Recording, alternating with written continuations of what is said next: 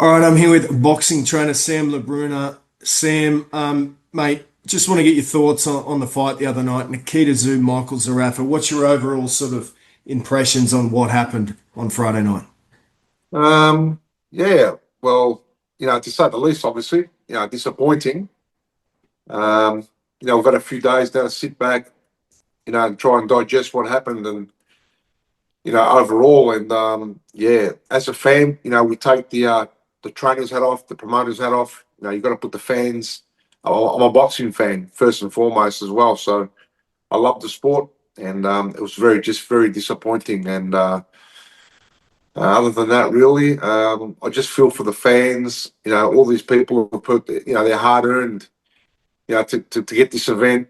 I mean, so much talk.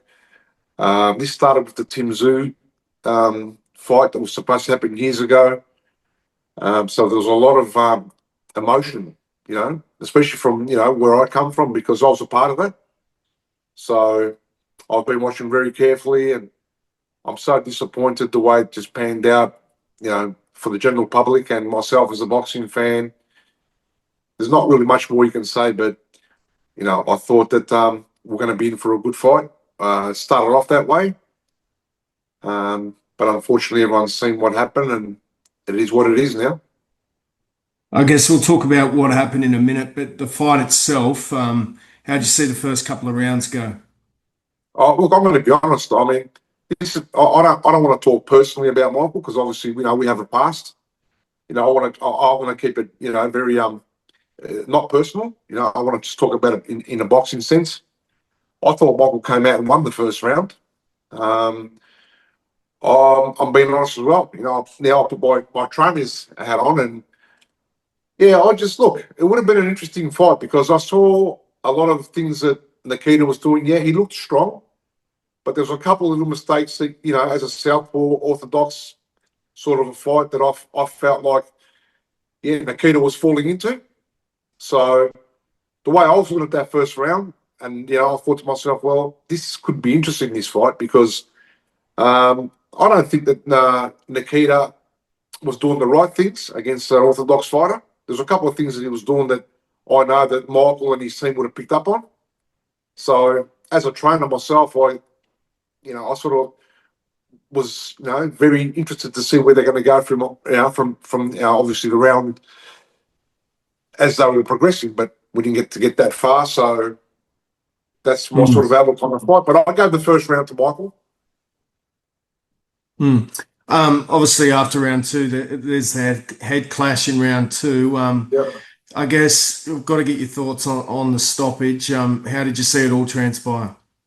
Um, well, it transpired that from everybody that was watching it to myself that obviously Michael, for whatever reasons, he didn't want that. He didn't want it from there onwards. So I don't know whether he felt the power. I don't know whether all the emotions got to him. But yeah, it was a nasty head clash. But he was checked by his corner. He said he was right to go. We all seen that when he got called over, what he said to the doctor. So I thought that the doctor done the right thing because that everybody knows the rules of the game. We all know that if it happens before round four, what was going to happen. Michael knew that. He was told that, and he was in agreement with all of it. So that's very very disappointing. As me and even myself as a coach, just I'd be disappointed in my fighter if he was my fighter still. I'd be disappointed because Michael didn't want to be there, and that was it's for everybody to see. And unfortunately, Michael didn't hear what we all heard. Unfortunately, Michael didn't see what we seen. So that's why I reckon if he could take it back right now today, he'd take it back because that was clearly that you don't want to be there because any fighter, especially of that at that level, is going to want to fight on, and they're actually going to not contest that, and definitely not say that you can't see because we all know the result what it's going to be if you say that. So yeah, so it's almost like as soon as you say you can't see as a fighter, you know full well what happens from there, right? 100%. I mean, the doctor's not going to go against that. How can you say to the doctor, I can't see? And he's going to say, no, let's go on to the next round. It's impossible. Never happened. So he's there for a reason. And, obviously, we all heard, and he heard what Michael said. And hence, that's why the fight got stopped. So Mm. it's unfortunate. And, it's very disappointing. No, obviously you don't want to get too personal, and Oh, look, on this point, I will get personal at this point because of what you've asked. Um, this was no surprise to me because Michael Zerafa pulled out of the fight against Tszyu and threw me under the bus. And, I never addressed it. People who know me, people who are part of my team, people who trained with Michael, we all know Michael. And we know who pulled out of the fight. Michael Zerafa pulled out of the fight. Now, that was his go-to. If right now we could be all sitting here saying, that doctor, look what he's done, and everybody giving it to that doctor. But we all heard and we seen, and it's gone back now to him because that's what he done with the Tim fight. He threw me under the bus. Now we've gone to the Nikita fight. He tried to throw the doctor under the bus. But this time, well, guess what's happened? Everybody's seen now, everybody's heard, and everybody knows exactly who didn't want the fight. It was Michael Zerafa. So, you got to stand up and be a man, and you got to man up to some things in life. And you know what? He needs to man up and say, you know what? He's got to come out now and say what it was. I mean, people have seen that footage and they've seen what you've said, and it's just worlds apart of to what happened. And we all know this. You've been around Michael for some time in the past. A lot of criticism about mental fragility and his mental toughness. Is that something you've seen in him over the last, you know? That's 100%. That's Michael Zerafa. I mean, to work on his mental game for me as a coach was bigger than working on his fight game in the ring. I mean, I had a battle to get him over the line, mentally. It was very hard work. It was draining. But look, that's who he is.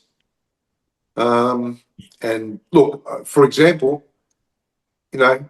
we set up such a big event for him against Hardman. We done it at the convention center. It was a lot of money financially. It was a big step for us.